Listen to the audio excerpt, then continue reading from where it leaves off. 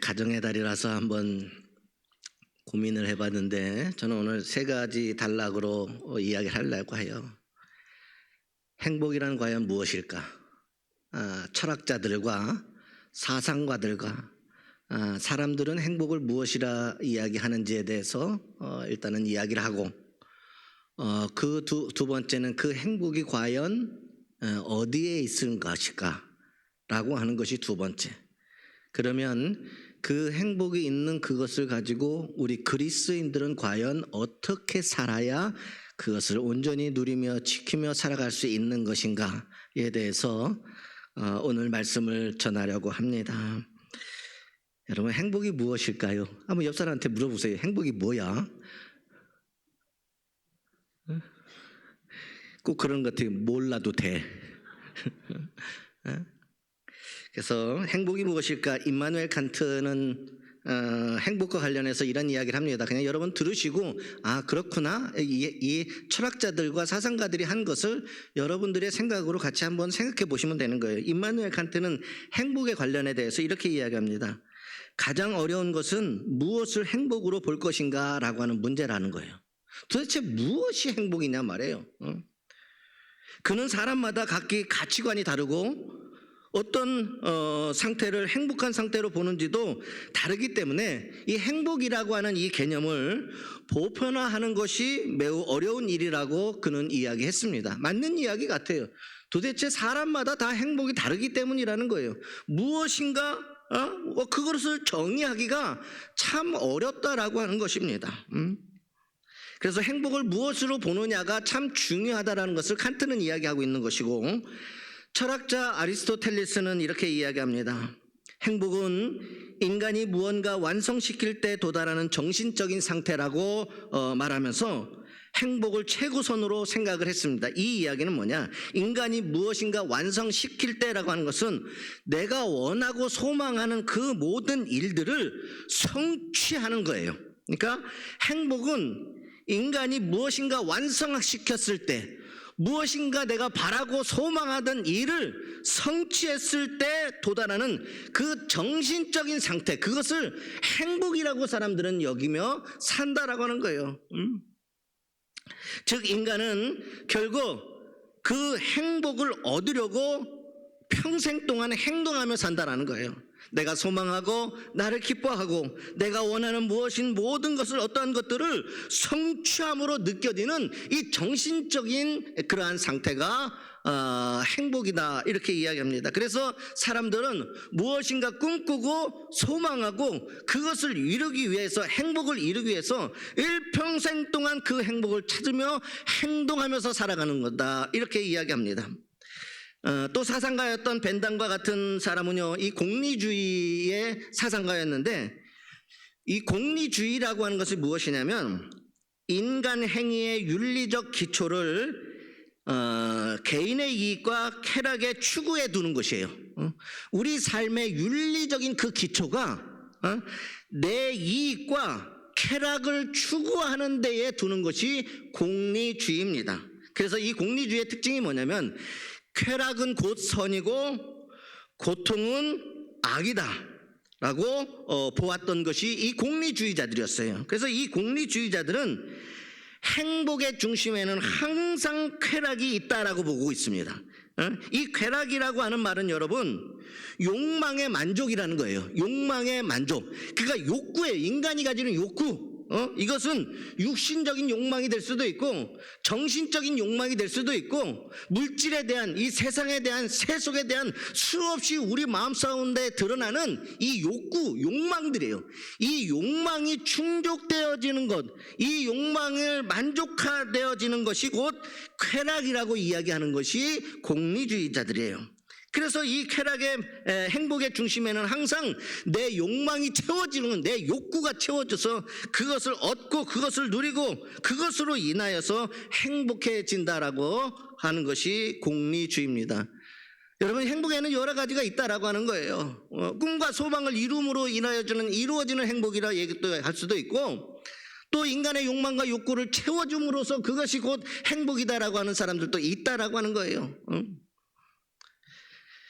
결국 공리주의는 행복은 쾌락에 뿌리를 둔 기쁨과 즐거움 같은 긍정적인 정서다, 이렇게 얘기해. 정서 부분이다.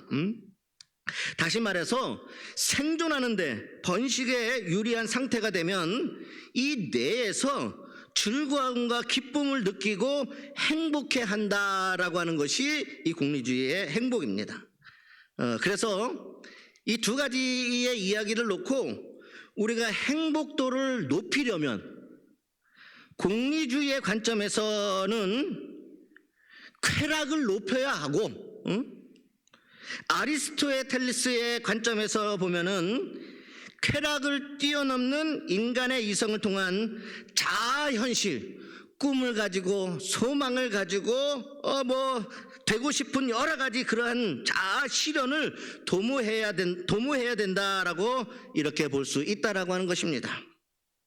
또한 이규초라고 하는 시인이 있는데 이 시집에 책 제목이 사랑을 더하다에 실린 시 행복이라고 하는 시의 전문에 보면 그는 이렇게 이야기합니다.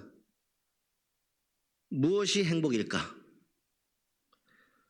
원하는 대로 되어야 행복일까? 아파트 평수만큼 행복이 커질까? 불행하지 않으면 행복한 것이다. 아프지 아니하면 건강한 것처럼이라고 그는 이야기하고 있어요. 뭐라고 이야기합니까? 내가 지금 불행하지 않으면 나는 지금 행복한 것이라는 거예요. 그것을 어떻게 표현하냐면 내가 지금 아프지 않으면 나는 건강한 것처럼 내가 불행에 빠지지 않는다면 나는 지금 행복한 것이다라고 이 시인은 표현하고 있다라는 거예요. 그러니까 이 행복이라고 하는 것이 무수히 많은 관점들이 있다라고 하는 것입니다. 우리도 마찬가지예요. 누군가는 꿈을 꾸며 소망하는 것을 성취했을 때 야, 나는 행복하다. 누군가는 내 마음 가운데, 내 욕구 가운데, 내 욕망 가운데 있는 수없이 많은 쾌락이 얻어짐으로 인하여서 야, 나는 행복하다라고 생각할 수도 있어요. 누군가는 내가 그냥 특별한 것은 없지만 나는 지금 불행하지 않아, 나는 괴롭지 않아, 나 힘들지 않아, 그러니 나는 행복하게 지금 살아가고 있는 것이야 라고 생각할 수도 있는 것입니다.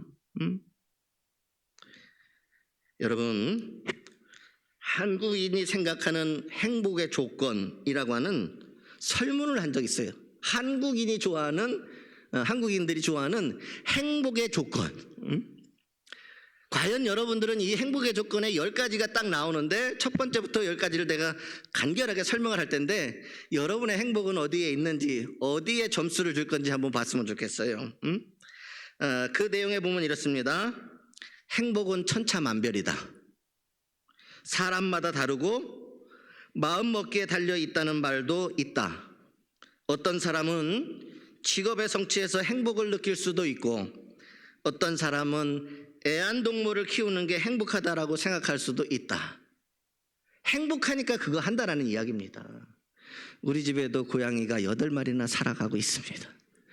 그것을 키우며 행복해하는 존재가 한 사람이 있어요. 나는 털 날려서 싫은데 어쨌든지 간에 그런 사람이 있다라는 거예요.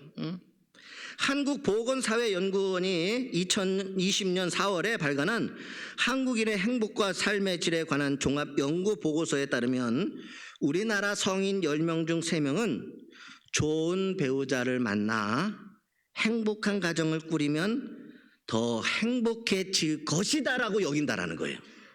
맞습니까? 지금 아멘 안 하시는 분들은 못 만난 거예요. 아직도 여전히 사는 사람을 통하여서 그렇게 여긴다라고 하는 거예요. 좋은 배우자 만나서 행복한 가정을 꾸리면 우리는 얼마든지 더 행복해질 수 있다라고 생각한다라는 거예요. 여러분, 이 연구진이 지난해 만 19세부터 80세 5,020명을 대상으로 행복하기 위한 조건에 대해 조사한 결과 1위가 뭐였느냐? 1위 순위로 응답 기준을 보면 전체의 31%가 1등을 했는데 이 31%가 뭐라고 했냐면 좋은 배우자와 행복한 가정을 이루는 것이다 라고 이야기했다는 거예요. 그러니까 한국 사람의 행복은 어디에 있냐? 어디에 있어요? 이렇게 얘기했는데도 딴 생각하시는 분들, 한국 사람들의 많은 사람들은 행복을 가정에서 찾고 있다라고 하는 사실입니다. 그렇게 되면 나는 행복한 인생을 살 수 있다라고 생각한다는 거예요. 그래서 1순위가 좋은 배우자와 행복한 가정을 이루는 것. 옆 사람 쳐다보세요. 그 사람하고 지금 살고 있지? 한번 물어보세요. 그러면 행복해질 것이다. 그래서 가장 높은 비율을 차지했는데, 이어서 두 번째가 뭐냐면 건강하게 사는 것, 세 번째는 돈과 명성을 얻는 것. 그러면 행복해진다라고 지금 한국 사람들이 생각한다는 거예요. 그러니까 가정에서부터 시작을 했지만 두 번째는 건강하게 사는 것, 그리고 세 번째는 돈과 명성을 얻는 것, 또 네 번째는 적성에 맞는 일을 하는 것, 또 내 인생을 즐기는 것, 여가 활동을 즐기는 것이 다섯 번째, 자녀 교육을 잘 시키는 것, 거기에서 행복을 찾는 사람이 있다는 거예요. 더 많이 배우고 자기 발전을 하는 것, 그 다음에 사회 발전에 기여하는 것, 종교 생활을 잘하는 것, 남을 위해 봉사하는 것 등이 뒤를 이어졌습니다. 이것이 한국 사람들이 느끼는 행복이라고 하는 거예요. 이렇게 사는 것이 행복이다. 이 연구소에 나타나고 있듯이 우리가 느끼는 가장 큰 행복은 가정에 있습니다. 믿으시면 아멘 하시길 바랍니다. 이것은 우리나라뿐만 아니라 세계에 있는 모든 가정의 공통적인 생각일 것이에요. 그런데 여러분, 우리들이 늘 가족과 함께 지내다 보면 가정의 소중함을 잊고 살아갈 때가 얼마나 많은지 몰라요. 늘 함께 하니까, 늘 같이 생활하니까, 늘 같이 밥을 먹으니까, 일상적으로 늘 눈 뜨면 함께 있고, 늘 옆에 있고, 늘 나와 함께 살아가니까, 정말 그렇게 지내다 보니까 이 가정의 가치와 이 가족들의 가치와 이 소중함을 늘 내 곁에 있는 것으로 여기기 때문에 그 소중함을 잊고 살아갈 때가 얼마나 많은지 모른다라고 하는 거예요. 정말 소중하고 정말 중요한데 늘 내가 누리고 있으니 그냥 이것은 당연한 것처럼 여겨진다라고 하는 거예요. 그래서 그것이 얼마나 소중한 것이고 얼마나 중요한 것이고 얼마나 가치 있는 것인가를 잊고 살아갈 때가 많이 있다라고 하는 거예요.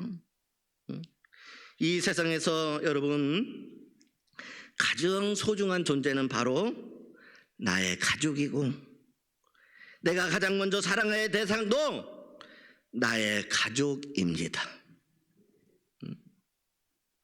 자신의 가족을 사랑하고 돌보는 일은 신앙 유무와 상관없는 보편적인 관습이고요, 사람이 반드시 지켜야 할 도리인 것이에요. 도리인 것, 당연한 것이라는 거죠. 신앙을 떠나서도 그렇다라고 하는 거예요. 그런데 여러분, 그리스도 안에서 새로운 피조물이 되었다고 하면서 자신의 가정과 가족들을 돌보지 않는 성도들이 있습니다. 안 돌본다라는 이야기예요. 우리가 예수님을 만나서 새로운 피조물이 되고, 우리가 예수님을 만나서 믿음의 사람이 되고, 우리가 예수님을 만나서 사랑의 사람이 되고, 우리가 예수님을 만나서 새로운 인생이 되어졌는데, 우리의 모든 것을 이전 것은 지나갔으니 보라 새 것이 되었도다, 새로운 피조물이 되었다고 하면서 자신의 가정과 가족들을 돌보지 않는 성도들이 있습니다. 있어요.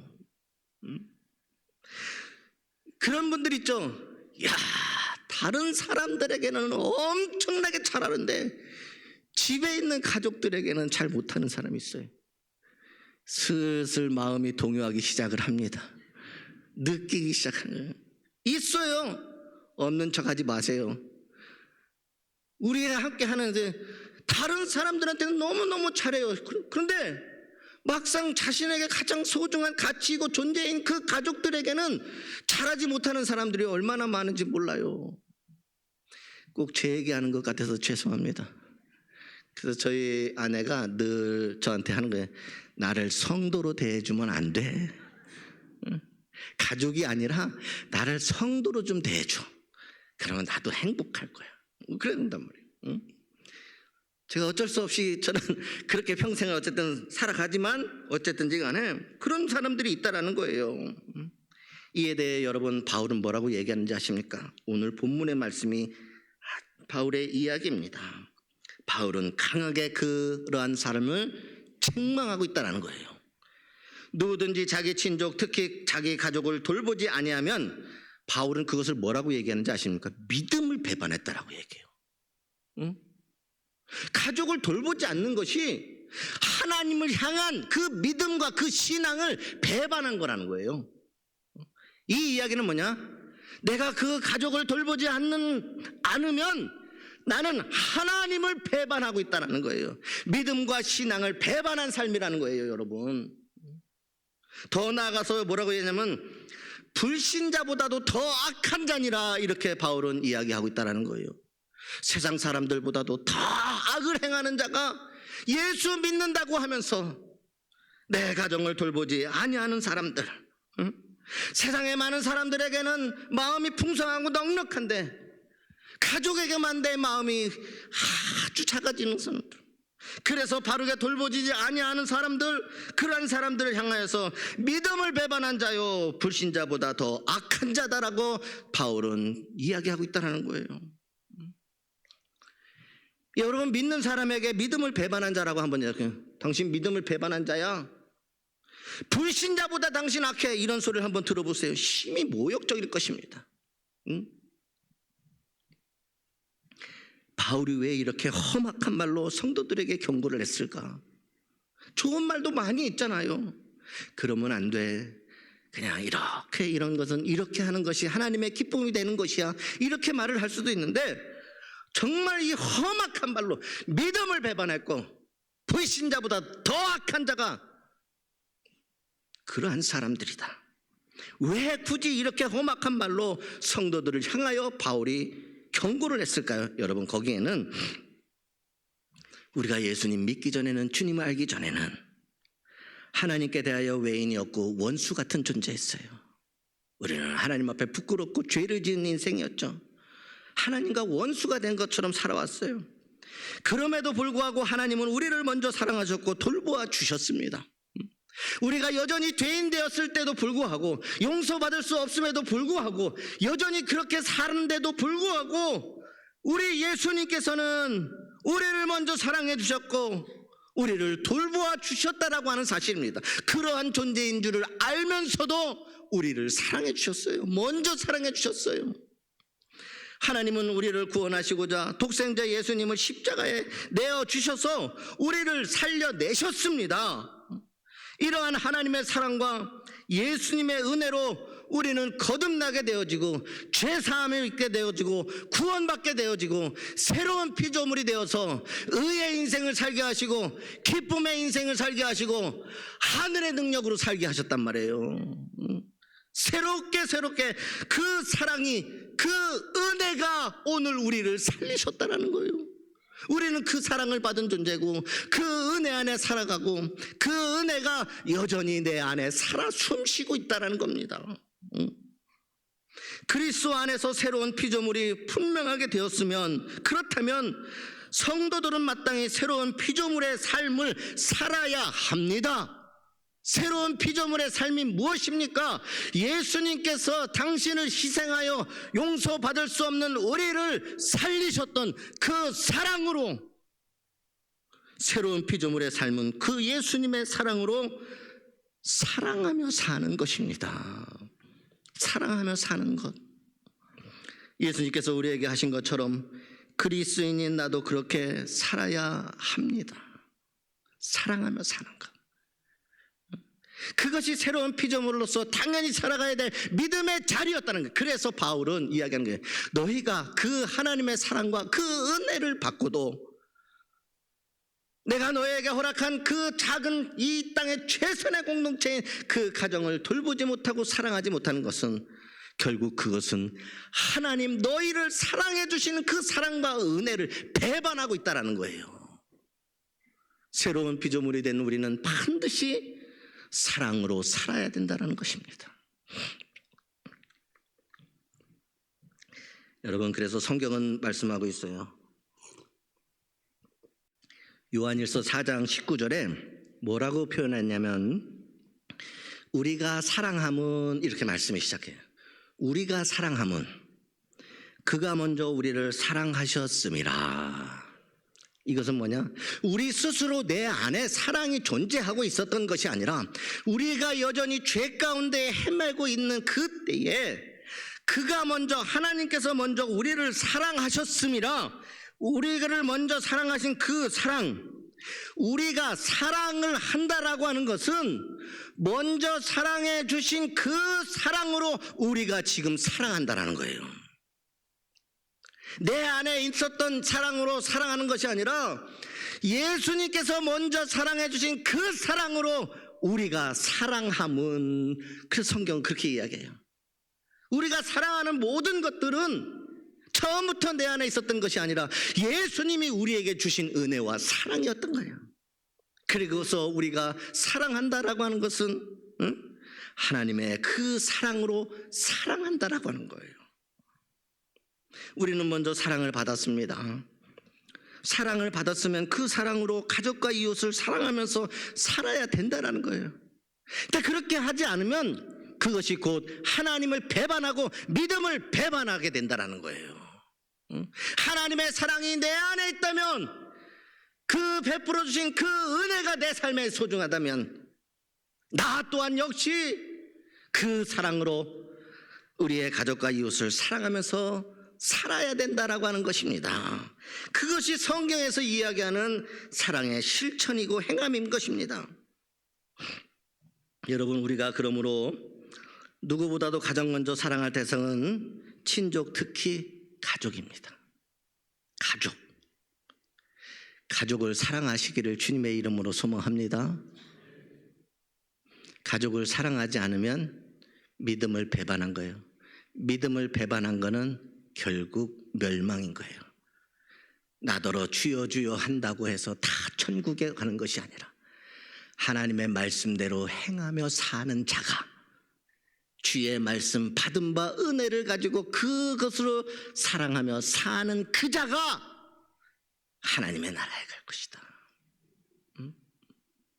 여러분이요, 여러분에게 주신 여러분의 가족들에게만 사랑을 베풀어도 하나님은 그것을 나를 사랑하는 것으로 받아들이신다는 거예요.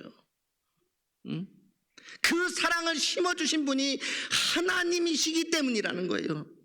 그리고 그 사랑으로 우리의 가족을 사랑하기만 하여도 하나님은 내가 나를 사랑하는구나, 나를 사랑하는 것으로 하나님은 여겨주신다라고 하는 것입니다.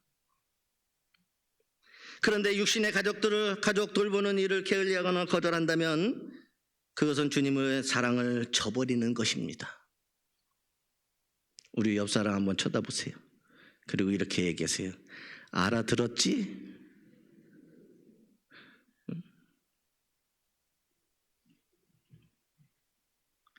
여러분, 가족을 돌보는 일은요, 친구들과 만나 먹고 마시는 노는 일보다 더 중요한 거예요.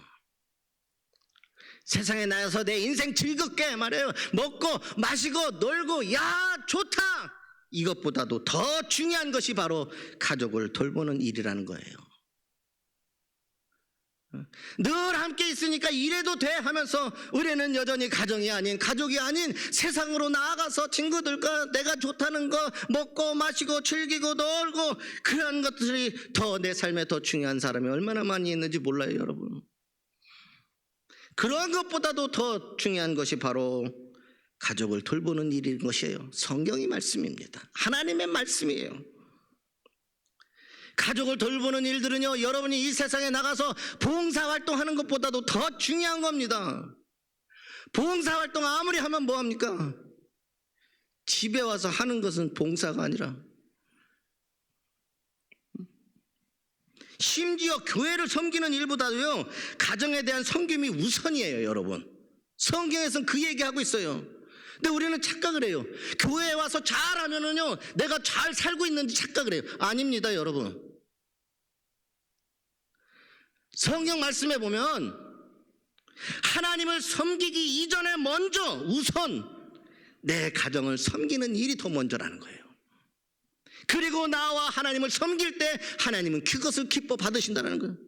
근데 가족을 섬기거나 돌보지 아니하면서 교회에 나와서는요, 야 주님, 내가 주님을 위해서 이렇게 열심히 삽니다, 막 그런 분들이 있죠. 오늘 빨리 회개하시고 돌아서세요. 응? 그거는 잘못된 신앙이에요, 여러분. 디모데전서 3장 2절과 4절에서 5절에 이렇게 기록되어 있어요. 그러므로 감독은 책망할 것이 없으며 한 아내의 남편이 되며 자기 집을 잘 다스려 자녀들로 모든 공손함으로 복종하게 하는 자라야 할지며 사람이 자기 집을 다스릴 줄 알지 못하면 어찌 하나님 교회를 돌보리요. 성경에 기록되어진 말씀이에요.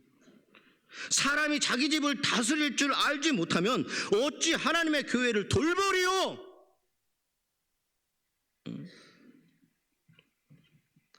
가족을 돌보는 일들이 이렇게 중요하다라고 성경에서 무수히 이야기하고 있다라고 하는 사실입니다. 그렇다고 해서 여러분, 자기 가족만 알고 자기 가족만 돌보라는 것이 아니에요. 다른 가족들 내팽개치고 니네는 어떻게 살든지 말든지 내가 먹든지 마시든지 굶든지 그거 전혀 신경 쓰지 말라는 그 얘기가 아닙니다. 우선순위가 무엇이냐라는 거예요. 우선순위가. 우리가 하나님 앞에 우선순위가 뭐냐?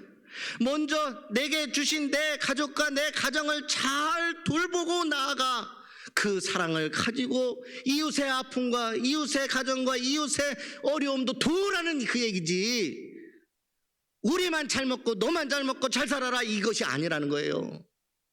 하나님은 먼저 너희가 하나님이 주신 이 사랑의 공동체가 먼저 잘 되어지고, 그리고 나아가 그 사랑을 가지고 너의 이웃에 있는 그들의 아픔과 그들의 어려움을 돌보아라. 주님은 그렇게 말씀하시는 것입니다. 이런 것이에요, 여러분. 양로원에 가서 외로운 노인들을 돌보기 전에 먼저 자기의 부모님을 돌봐야 된다라는 것입니다. 여러분 생각해 보세요. 상식선에도 내 아버지와 내 어머니를 팽개치고 저 양로원의 외로운 노인들 가서 돌보는 것이 잘하는 것입니까? 그거는 다 세상 사람들에게 나를 드러내고 자랑하기 위한 것이지, 그것은 진정한 행복이나 사랑과 섬김이 아니라고 하는 거예요. 우선이 먼저가 뭐냐? 나를 낳아주시고 나를 길러주시고 나를 여기까지 오게 하여 주신 내 부모님을 먼저 돌보아 드리고, 그리고 나아가 우리 이웃의 저 외로운 홀로 계신 그 노인들을 돌아보는 것이, 그것이 하나님이 기뻐하시는 것이다, 이렇게 말씀하고 있다라고 하는 사실인 것입니다. 그러니 여러분, 교회에 와서 이것저것 자랑할 거 하나도 없어요. 응? 오히려 교회는 겸손해지고 낮아져서, 응?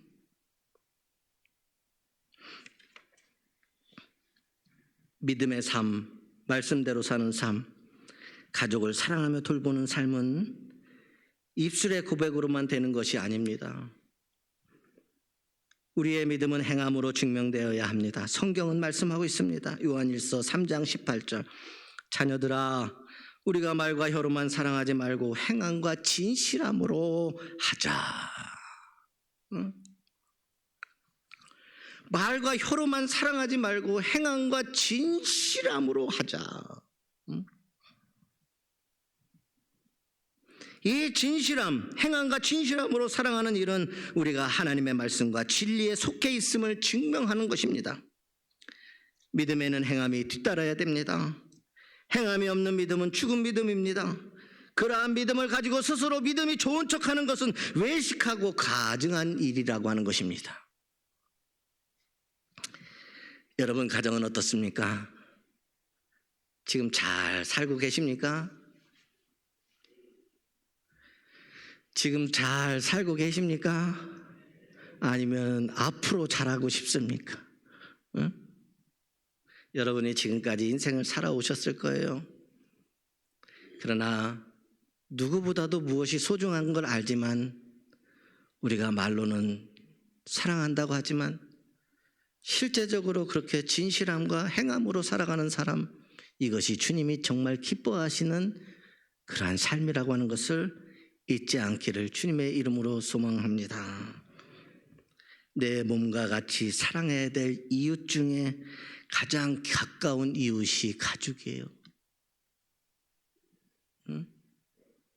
가장 가까운 이웃이 가족. 성도들의 사랑의 삶은 가족 사랑으로부터 시작되어야 됩니다. 성도들은 어떤 경우에도 가족에 대한 책임을 등한히 하면 안 됩니다. 마가복음 7장 10절에서 13절 예수님께서 이러한 경고를 하세요. 모세는 내 부모를 공경하라 하고 또 아버지나 어머니를 모욕하는 자는 죽임을 당하리라 하였거늘 너희는 이르되 사람이 아버지에게나 어머니에게나 말하기를 내가 드려 유익하게 할 것이 고르반 곧 하나님께 드림이 되었다라고 하면 그만이라 하고 자기 아버지나 어머니에게 다시 아무것도 하여 드리기를 허락하지 아니하여 너희가 전한 전통으로 하나님의 말씀을 폐하며 또 이 같은 일을 많이 행하느니라 라고 예수님은 말씀하셨어요. 여러분 이 얘기가 뭔지 아십니까? 예수님 당시 바리새인들 율법주의자들 누구보다도 하나님을 사랑한다라고 스스로가 자신들을 고백했던 그 사람들이요. 이 말씀에 나오는 이 고르반이라고 하는 게 뭔지 아십니까? 이 고르반은요 제물이라 예물을 하나님께 드리는 헌물을 이야기하는 거예요. 하나님께 바쳐지는 것을 이야기하는 거예요. 하나님께. 이 이야기는 뭐냐? 하나님 세상에서 가장 좋은 것들, 세상에서 이런 것들 나는 이 세상이 아니라 하나님께 다 드렸습니다라고 그러면서 내가 모셔야 될 부양해야 될 내 부모들에게는 그 일을 전혀 하지 않는 거예요. 하나님 내가 주님을 위해서 이렇게 다 했습니다. 최고 좋은 것, 최상의 것, 이 좋은 것 다 주님 앞에 드립니다. 고르반 하면서 막상 그렇게 하면서 막상 자신의 아버지와 어머니에게는 그것을 행하지 아니하는 자들. 그래서 예수님께서는 말씀을 폐했다라고 하는 거예요. 말씀을 폐했다. 이 같은 일을 많이 행하느니라 이렇게 이야기하고 있어요. 내 부모에게는 아무것도 드리기를 허락지 아니한다. 왜? 하나님을 위해서 내가 이렇게 썼습니다. 하나님을 위해서 내가 다 했습니다. 그러니 주님 영광 받아주시옵소서. 너희들은 그렇게 하면서 너희 부모에게는 아무것도 허락하지 아니하는구나. 이게 고르반이라는 거예요. 예수님은 그것을 책망하셨어요. 말씀을 폐하였다라는 거예요. 말씀을 폐하였다라는 거. 그러면 여러분 오해 없이 들으시길 바랍니다. 하나님을 섬긴다는 명분 아래 부모 긍정을 대신하면 안 됩니다. 하나님을 섬기는 그 일로 부모 공경을 대신하면 안 된다는 거예요. 내가 하나님 앞에 이렇게 했으니까 이래도 된다. 이게 안 된다는 거예요. 대신할 수 없다는 이야기입니다. 하나님을 섬기는 일로 자녀를 돌보는 일을 대신해서는 안 된다는 거예요. 이게 고르반이라는 거예요. 하나님을 섬기는 일로 내 가정을 지키는 일을 대신해서는 안 된, 그것들이 대신되어지지 않는다라고 하는 것입니다. 진정으로 하나님을 섬기는 것은 먼저 내 부모를 공경하는 것이고 내 자녀들을 돌보는 일이시고 내 가정을 지키는 일이 진정 먼저 하나님을 섬기는 일이다. 예수님께서는 말씀하시고 계신 거예요. 어떻게 살아오셨습니까, 여러분? 어떻게 살고 있습니까? 그리고 앞으로 어떻게 살아갈 것입니까? 우리가 이 하나님의 말씀을 지키지 못하면 결국 이 율법주의자였던 바리새인들과 같이 고르반의 인생을 살고 있지는 않습니까? 하나님 내가 주님을 위해서 이렇게 했으니까 대신할 수 없습니다. 절대로 대신되어지지. 하나님은 그것을, 바울은 믿음을 배신했다고, 하나님을 배신했다라고, 예수님은 고르반이라고 하여서 하나님의 말씀을 폐하였다라고까지 이야기하고 있다는 겁니다. 여러분, 우리 인생을 처음부터 다시 쓸 수는 없습니다. 누구도 그러할 수 있는 존재는 없습니다. 그렇지만 지금부터 하나님의 말씀으로 살 수는 있습니다. 다시 쓰려고 하니 문제죠. 시간이 지났어. 다 끝났어. 뭐 여기까지 와버렸는데 아닙니다. 지금이라도 결코 늦지 않습니다. 내 삶에 주신 행복의 가장 큰 가치이고 그 하나님의 사랑으로 그 받은 바 사랑과 그 은혜로 내 가족을 사랑하며 돌보며 지키는 그 일, 그것을 곧 주님과 하나님께서는 하나님을 사랑하고 하나님을 섬김으로 받으신다는 거예요. 응? 오늘 여러분, 우리가 신앙적 착각할 수가 있어요. 주님한테 이렇게 하면 다른 것들은 다 세상 말로 퉁 쳐도 되는 줄 알아요. 퉁 쳐봤죠? 퉁 치면 되는 줄 알아요. 아닌 거예요. 안 됩니다. 성경에서는 그런 것은 안 된다라고 이야기합니다. 아무것도 대신할 수가 없습니다. 사랑하는 우리 양양교회 성도 여러분, 하나님께서는 무엇보다도 먼저 나의 가정을 사랑으로 돌보며 지키기를 원하고 계십니다. 이게 하나님이 원하시는 것이라. 여러분은 어디에서 행복을 찾고 있습니까? 하나님이 이 땅 가운데 세우신 공동체가 가장 중요한 공동체가 두 개예요. 그 첫 번째는 뭐냐? 가정이었어요. 두 번째는 교회입니다. 가장 소중하게 그리고 그곳에 하나님은 생명을 허락하시고 사랑을 허락하시고 은혜를 더하시고 그래서 그 안에 잘 돌보고 잘 지키고 잘하면 우리는 행복한 그리스도인으로 살게 되어질 줄 믿습니다. 하나님은 이미 허락하시고 주셨습니다. 이제는 내가 그 주신 것 가지고 나의 실제의 삶에 그것이 행함으로 나타나야 되는 것입니다. 여러분들이 지금까지 살아온 모든 가정의 삶을 한번 돌아보고 내가 주님의 기쁨이 되어지는 이 소중한 이 정말 내 인생의 중요한 것을 내가 그렇게 살지 못했다면 이제 내가 돌이켜서 우리의 가정, 내 사랑하는 부모님, 내 사랑하는 자녀들, 그들을 먼저 사랑해주고 그들을 돌보고 그들을 지키는 것, 이 땅에 하나님께서 우리에게 주신 사명입니다. 사명. 가정이 건강해야 사회가 건강하고 가정이 행복해야 살아가는 모든 날들이 행복하고 가정이 든든해야 세상 풍파에 무너지지 않습니다.